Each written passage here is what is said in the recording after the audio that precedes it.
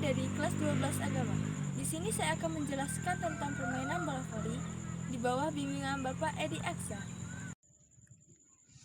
Yang pertama, pengertian bola voli. Permainan bola voli merupakan olahraga yang menggunakan bola berbahan karet atau kulit dan dimainkan secara berkelompok oleh dua tim. Setiap tim terdiri dari 6 orang pemain, yang area pemainnya dipisahkan oleh net.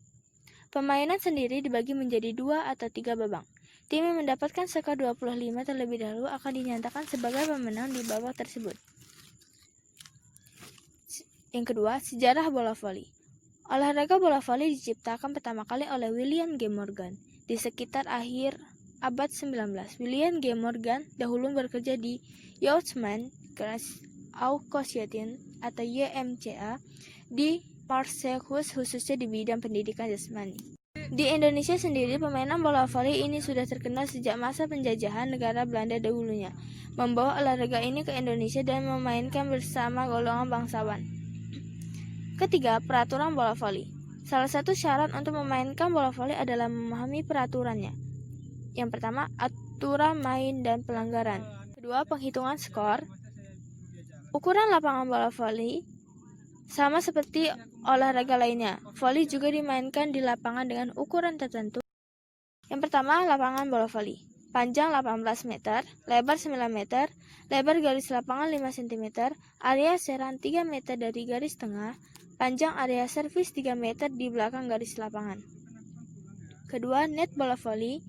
Tinggi net untuk putra 2,45 meter, tinggi net untuk voli putri 2,24 meter, panjang net 9 meter, lebar net 1 meter, jarak tiang net dengan garis tepi lapangan 0,5 sampai 1 meter, lebar pita tepi net 5 cm, ukuran jaring 10 cm berbentuk persegi, tinggi antena 80 cm di atas net.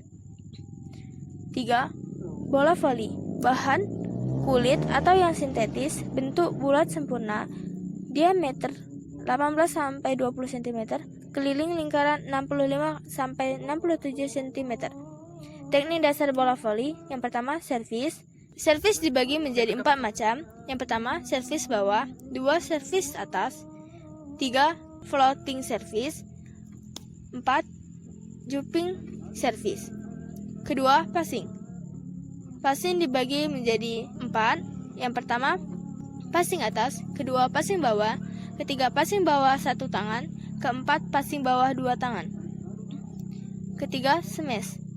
Smash termasuk dalam teknik penyerang atau membutuhkan insting, kekuatan tangan dan juga kekuatan tinggi.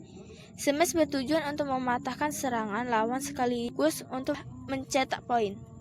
Pembagian smash dibagi menjadi 3. Yang pertama, open smash, kedua, queen smash, yang ketiga, semi smash. Keempat, blocking. Blocking adalah teknik ini digunakan untuk menahan serangan sekaligus mencegah agar lawan gagal mencetak poin. Cara melakukan blocking adalah berdiri di dekat net dan harus dalam posisi siap melonggar.